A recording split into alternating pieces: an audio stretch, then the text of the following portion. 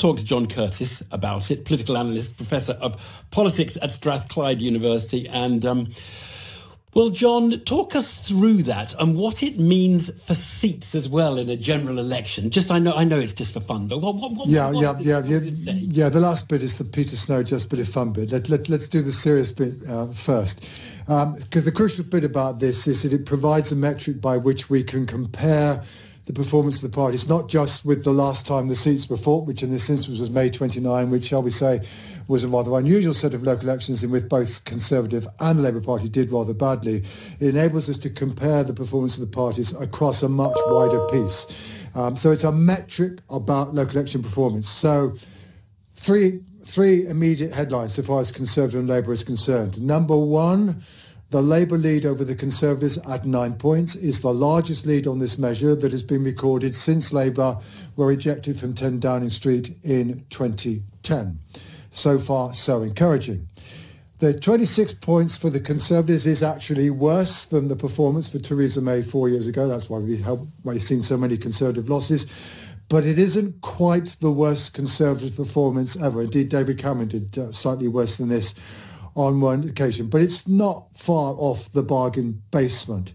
Thirdly, however, although Labour have that 9-point lead, the estimate for Labour's performance is actually no better than it was last year. The lead is more a reflection of the weakness of the Conservatives than apparently the strength of Labour, and I think this is undoubtedly going to lead to a lot of debate, speculation, maybe even the odd academic paper about whether or not the electorate at the moment are primarily disenchanted with the government, and they're kind of saying they might vote Labour as a way of expressing that, or whether there really is enthusiasm for the idea of a Labour alternative. And I think Labour are kind of quite keen to suggest the latter, and Conservatives are quite keen to suggest the former. Well, you wouldn't be surprised at that. Now give us the seats bit, the just for fun bit, because you Well, let me just first of all talk about Liberal Democrats, because that's also important. Okay. As you said, Liberal Democrats always do well, but actually that 20% is also their best performance since they went into coalition with the Conservatives and suffered rather a lot as a result. So that gradual improvement of the Liberal Democrats in local elections has continued a little bit further.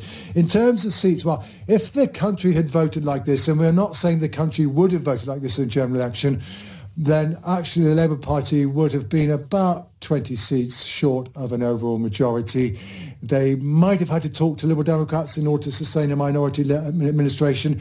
In a sense, however, I guess the point about that is that it illustrates, in a sense, how far apart now Westminster is with its utter dominance, at least in England and Wales, by Conservative and Labour, and how English local government is now much more variegated, not least because of the Liberal Democrats, but also because of the Greens, who got their first council control on things. Yeah, and we'll talk to the Greens later. Just the one question I have been asking myself, and I've seen other people asking, is this, is that we expect the Lib Dems to do better in local elections than in general elections. And if we just think about the next general election, we wouldn't think, given where the polls are at the moment, the Lib Dems are going to be on 20% of the vote. No. And we would surely expect more of their...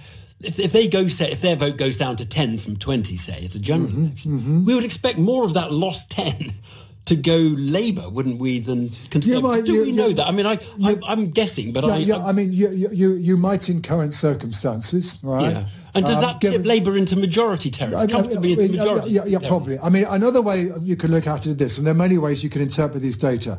Basically, we are talking, this implies that there's a 4.5-point swing from Conservative to Labour since May 2019. If you look at what the opinion polls say the swing from Conservative to Labour has been since 4 years ago, it's 5%. So this is probably a little bit below what the opinion polls are currently saying. Whether it's sufficiently below that we are asking whether or not the Labour Party will get an overall majority or not, probably not, but there probably isn't all that much wiggle room for Labour. And certainly a lot of the talk of Labour spokesmen saying, we won this constituency, we won that, because all of it is correct. But actually, if you compare constituency by constituency where you can do it, the performance of the parties on Thursday with what happened in December 2019, basically the reason why the Labour Party are winning those seats, it's not because they're consistently doing better in these parliamentary constituencies than in December 2019. They are not. It's all because of the collapse in Conservative support. Very interesting. Sir John, thank you very much indeed. John Curtice.